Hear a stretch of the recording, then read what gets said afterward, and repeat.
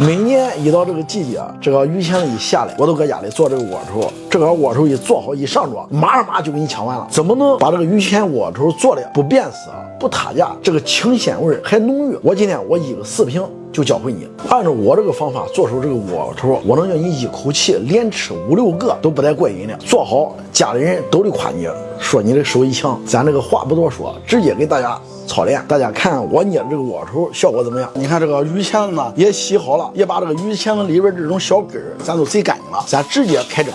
你看多清亮！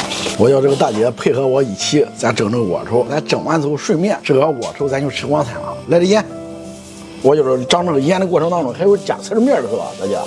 加点味精。对，来点味精。这样呢，用手来来回回的抓，给它搓揉揉，让这个鱼钳的水分让它出来。鸡精。虽然说咱搁这个饭店里边，咱天也做这个东西，但是每年这个东西下来之后，我都搁家里边，每年到这个季节都蒸。蒸完之后，你看只要一上桌，不论是家里人、老人还是小孩，都喜欢吃的很。加了盐，这这个鱼钳它就出水了。咱回来下这个面的时候，哎，它更容易粘连在一起。再来个13香，管，再上点13香。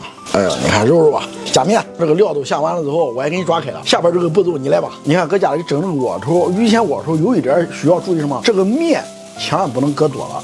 如果这个面一旦多了之后，回头你蒸这个窝头，它显得硬，它不显得柔和。只要是感觉哎，它稍微能捏成形就管了。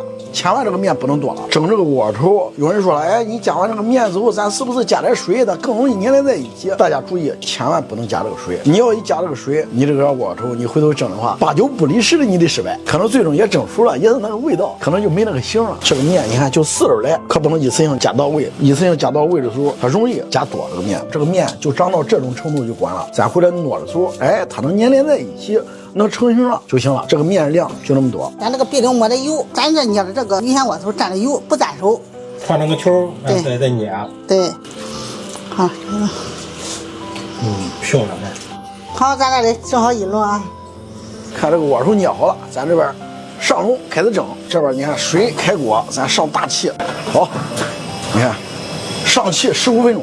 趁着这个蒸窝头的空呢，咱揣点蒜泥。这个要窝头灵魂，它必须得搭配这个蒜泥料味，回来一蘸吃，那强的很。再来点这个辣椒搁里边，哎，能吃辣的你就可以放点小米椒。那你要不能吃辣呢，咱就直接蘸着这个尖椒就完了。哎，加点盐，咱给它揣下子。